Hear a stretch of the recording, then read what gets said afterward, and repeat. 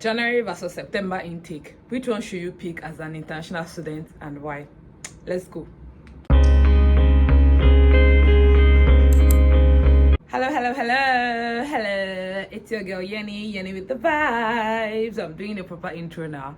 Anyways, today's topic is going to be discussing January intake versus September intake for UK schools. I know there's other intakes, but those are the two main popular ones. Some schools take in April as well. But I'm going to discuss mainly January and September and which one is better for you. So stay tuned. Don't go anywhere. If you're new here, welcome. And if you're an old subscriber, thank you. I don't know why I'm stuttering, but yeah. Okay, let's go. So first of all, I resumed school in January intake. So I'm a bit biased because, like, for me, it's been a weird semester. So I'm kind of biased, to be honest. But I'm going to be objective. You know, when you're writing an essay, and you say like critically analyze why this is better than this. So this is January, this is September. So I'm going to critically balance out what happens in January, what happens in September, and which one is probably better for you. So there's a reason why they don't offer some courses in January. Do with that information what you will. In fact, if you look at very prestigious schools in the UK, like University of Manchester, that's the one uni I wanted to go to be honest. So if anybody from there seeing this, hi, I love you guys so much. But I really love my school to be honest, but that was the uni I wanted to go. But if you really look at very prestigious schools, a lot of them do not offer general intake at all. Like at all. Not so normally what happens is a lot of schools do this thing where it's only some courses that are quite generic that they can offer in January. But like a lot of other prestigious schools, like it's weird disrupting their semester. So like they just don't. They do September intake and like that's it. That's the end. So like do with that information what you will, but there's a reason, and yeah. When you start in January, you just join the September intake in their second semester. So it's not as if you start afresh. You just join them in the second semester, and it's weird. Again, there's a reason why there are courses in first semester and there are courses in second semester. So I know a lot of unis will be like, oh, it will affect you, something. To be honest, it might not. But there's a reason why they were creating that curriculum. There's a reason why they put courses in first semester and they put some courses in second semester. Again, do with that information what you will. Summer break. You don't get any summer break in January intake. When your mates are doing summer, you know what you're gonna be doing? A summer semester in uni. You are going to be doing a summer semester in uni. You don't get summer break. You can't work part-time. So let's say you want to, like, you're even trying to work part-time, like, you know, in the summer break when it's not term time, you can work full 40 hours. So if you're saying that you want to use that time to even make some part of your school fees money, something, zero, nothing like that for you. Except if your uni says that your course will now take a year and a half, then they can give you summer break. But if your course is the 1 year, that is the 1 year, nothing for you, no breaks. So you can't do internships, you can't like enhance your skills. You're busy the entire time. At most you get like 3 weeks in between the semesters and like your regular semester and the summer semester. But other than that, nothing. In fact, it can even get so bad that you will do your dissertation in that summer semester and then come back and do a first semester with it. Can you see how weird it's already becoming? Depending on your department. So you could do a second semester immediately, you resume in January because that's where the curriculum is. Then with the September intake, you also do your dissertation. Meanwhile, you've not taken some courses. I mean, not necessarily those courses might not be the things you do in your dissertation, but that's fine. Then you would now then go take the first semester courses. It's a weird arrangement, honestly. Like, people do it, I'm doing it, I'm surviving and everything, but like, if you are just trying to pick, I'm just giving you reasons why you should probably not pick January. I know this video is titled why one is better for you, but this is honestly me just dissing January intake. Yes. One important thing is the weather. When you resume in September, the weather is like, it's not spring, but it's cold, but it's not too cold. You ease into it, especially if you're from a warm climate.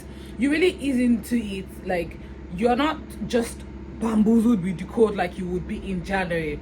So like you really ease into it. You can get time to buy like winter jackets, like actual good stuff, and you can go thrift shopping and things like that. But if you resume in January, you're in the thick of winter. I mean, to be fair, there's always sales on like things like winter jackets at the time, but you're at the thick of winter, so you're always very cold. It feels very difficult to like adapt to. Like it's like it feels like you're suffering. Like it's like you're struggling to acclimatize to like the environment. It's just very not nice. So yeah, the weather is better in September, such that like you can even like explore with your style and things like that. On like January, when you're just very cold and always puffy and sweaty, and honestly 0/10 I would not recommend. So yeah, the weather is a very important thing considering as well. But if you're from a cold climate and you don't mind, or if you really just don't mind, you might just not take that into consideration, to be honest. Okay, this point before my final point is housing. You might not get house. Guess what? Because the original students that have resumed in September, they've taken all their houses. You might not get a house. You might not get where to stay. It's difficult. I had to stay in Airbnb for 3 days, 3 weeks. 3 weeks and counting, like more than 25 days I was on an Airbnb, and it was expensive. And imagine situations where people don't have this money. If I was just bunking up with like a friend or a family member, I would have inconvenienced them for 3 weeks. That's like a ridiculous place to be. So housing might be a bit difficult for you to get if you come in January. Like it was stressful for me, and every other person that has January resumption can agree. I mean, September is also the same, but you have a longer time within the year. So like if you are resuming September 2023 now, you're supposed to start looking for house from like March. You have from like March, April, May, June, July, August, September. Like there's time. All these hostels, they take bookings from like now. But now people that are coming in September are booked everywhere. Everywhere is fully booked. You're on a waiting list. Then you're coming in January. To which house? You're going to sleep on the streets. I'm telling you guys, oh. You had better listen to me. You're gonna sleep on the streets if you come in January. Not to lie, I mean, I have a house. I've been in this house since. I've been inside this house since. But like it was difficult, and I'm not saying September is easier. I'm just saying your options are even bigger. You can even get like cheaper housing. You can share flats with people. It's just way easier, honestly. So okay, my final point is in terms of job opportunities. There is not a lot of job opportunities when you graduate in January, because actually you won't graduate in January. You finish your course, so you resume January, your course finishes in January. Okay, no problem. Do you know when you can start working full-time? It will be like March before your results come out. Now all the rush hiring that happens in like January, February, you've missed that, right? Okay, so let's say you won't even graduate till like June. That's another this thing, because normally September they graduate in November, so they get like 3 months, blah blah blah blah. You won't graduate till like June. That's my case right now. I'm not graduating till June, babies, or probably like May or something. I don't know, I'm not sure, but yeah, you won't graduate for a while, and job opportunities like around that time, like it just feels like you're losing on time. Like a lot of jobs resume in September or October. Sure, you get. But now you're finished your course, you're finishing in January. So although there's winter season, you know, like there's winter cohorts for a lot of these jobs that I'm talking about. Let's not lie, like it's not set in stone. Like all these things are not like, oh, finish. I'm in January, I'm surviving, and I'm trying to survive. I'm just saying that which one is better for you. In terms of job opportunities, you can apply to stuff that resume the following September. So let's say you come this September, you can start applying to things that resume the following September. You can finish your school, you know, and then wrap yourself up and start the jobs as soon as you finish. Winter cohorts are not as common. There's March cohorts, so you can manage and rough down one. Especially for graduate roles, winter cohorts are not like as common, and it's just sort of like a weird time to be job hunting. Do you understand? You will get a job by God's grace. I'm not saying there's no work for you. I'm just saying that it's a bit difficult. Okay, so let's not be like I bash January intake the entire time. There's one advantage of coming in January.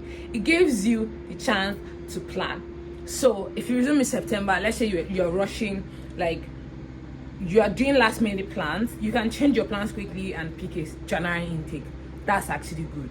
You can you can sort of like plan, make some more money. You don't have to rush and leave in September. And September rush is insane. Like all flights are booked, everything is packed. Weird. So yeah, I was gonna say something. I was making a point, but the point is, see, I can't even say the points clearly for January.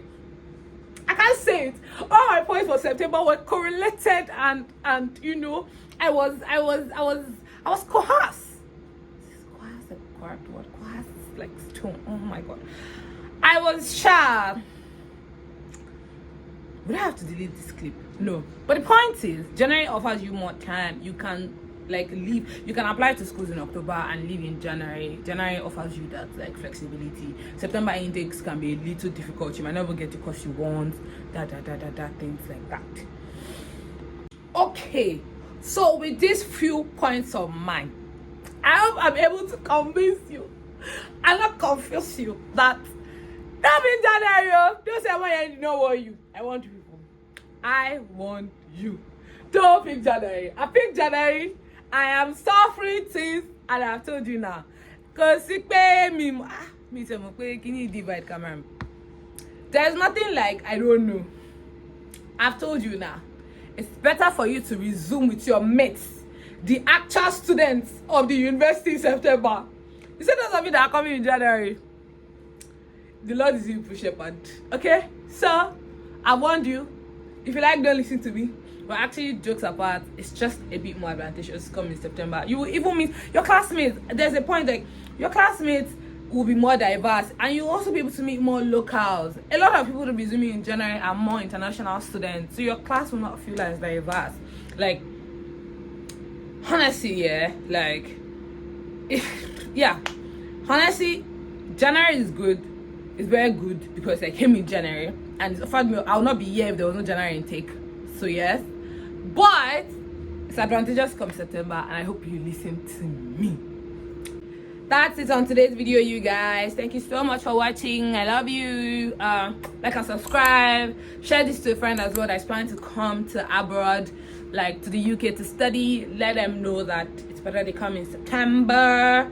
But otherwise, if they want to come in January, they might face some obstacles. And I told you.